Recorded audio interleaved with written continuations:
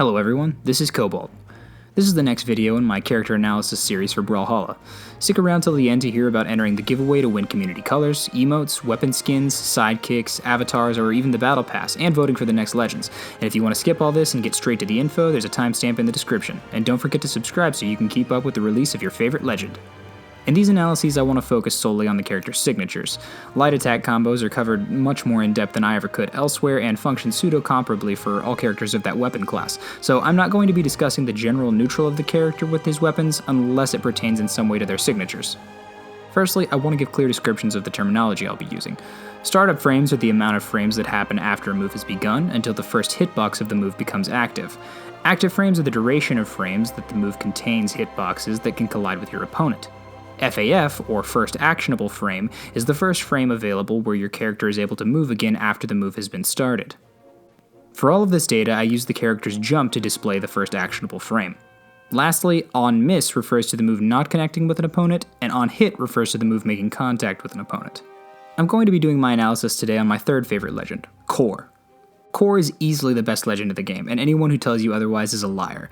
I mean, come on, look at that, just look at it, how can you not love this guy? Not to mention, he has the best crossover skin out there. Now, competitively, he's never been at the forefront of the metagame or anything, but he's a solid character with a high defense that's lacking just a tad in the speed department. He's got a pretty good rock theme going on and has some of the best skins in the game in my opinion. Kor's weapons are Hammer and Gauntlets, offering him a decent diversity when it comes to range and close combat. Gauntlets and Hammer are good in terms of both damage racking as well as knockout potential, and Kor is by no means a fragile character with his decent defensive stats. He can live for quite a while, and sometimes struggles to keep pace, but he has good knockout potential with both of his weapons. So, do his signatures complement that or detract from it? Well, let's find out.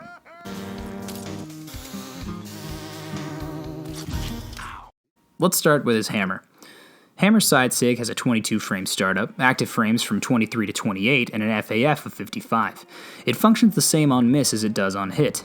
Kor swings a giant boulder from the end of his hammer forward. The move has a huge disjoint on it, making it really threatening at a distance, and when coupled with his neutral sig for hammer, covers range directly in front of him to a decent distance away.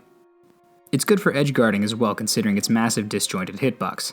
It's a relatively simple move, it's a simple hammer swing, but it has really good knockout power.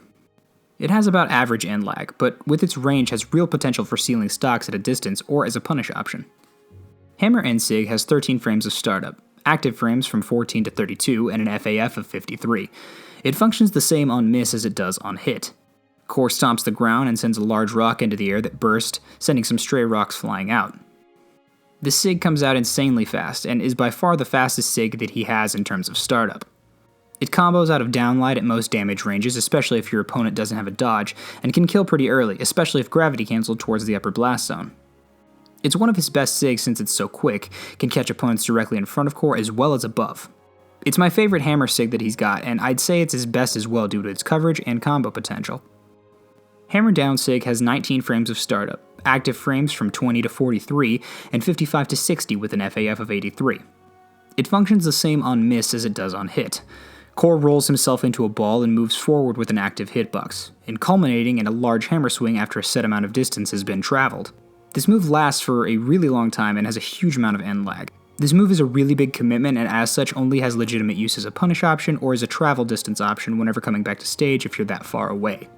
It can kill at a reasonable damage range, but again, due to its huge commitment, may not be worth it to use. Next up are his Gauntlets. Gauntlet's side stick has 18 frames of startup, active frames from 19 to 24 with an FAF of 55. It's a command grab so it functions differently when it connects, resulting in an FAF of 76. Kor throws his arm forward, reaching out to grab the opponent. If the 5 active hitbox frames connect with an opponent, they are thrown forward with a pretty high amount of force. This is an excellent punish option, and given its large disjoint from his hurtbox, can even out-prioritize opposing move thanks to the hitboxes and command grab properties. It sends opponents almost completely horizontally, so it's pretty good for killing off the side. Gauntlet's end sig has 17 frames of startup, active frames from 18 to 22, and with an FAF of 42. This sig also functions as a command grab, with Kor throwing his arm upward at an angle, reaching out to grab the opponent with an FAF of 65 should it connect. If the active 6 hitbox frames connect with the opponent, they are thrown downward. This move functions as a pseudo spike. The downward force of this move applies is really strong. and can catch opponents trying to recover high above Kor. Additionally, if slide charged off stage, it can kill incredibly early, throwing your opponent into the lower blast zone with no opportunity to recover. Gauntlets down sig has 15 frames of startup, active frames from 16 to 25 with an FAF of 45. This move functions the same on miss as it does on hit. Kor slams his fist into the ground, shooting stones upward in an exploding fashion. It sends the opponent upwards and is pretty good whenever slide charged due to its low startup and decent range. It has a pretty low FAF as well for a sig, so it's a solid one.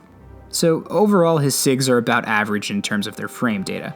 They have lower startup than I was originally anticipating, honestly, especially his hammer and SIG. They don't have huge amounts of active frames, but they all have pretty good utility with the exception of hammer down sig. His gauntlet SIGs all have decent startup, and the 2 disjointed command grabs he has are pretty good, and down sig on gauntlets is pretty good as well. His end sig on hammer is fantastic, and side sig has some utility. They have mixed range coverage and can serve as good punish options. I think they cover Kor pretty well, giving him options in all directions with reasonable threat coverage. They can get the job done well and make Kor really fun to play. Today's code to put down in the comments is Victor Stone, along with your Twitter handle, and if you get that reference, I really appreciate you. Tune in tomorrow for coverage on my 4th favorite legend. Check the description for the poll to vote for next week's 5 legends. On Friday, once the final video is released, I'll distribute the prizes to the winners and there will be a poll to determine which legend will be next, and whoever gets the most votes wins. I'll be continuing this once a day, Monday through Friday, over the next 10 weeks until all 50 legends are covered. So, thanks for joining me on this ride, subscribe to keep up with your favorite legends, and hope to see you back for the next one. Once again, I'm Cobalt, and thanks for watching.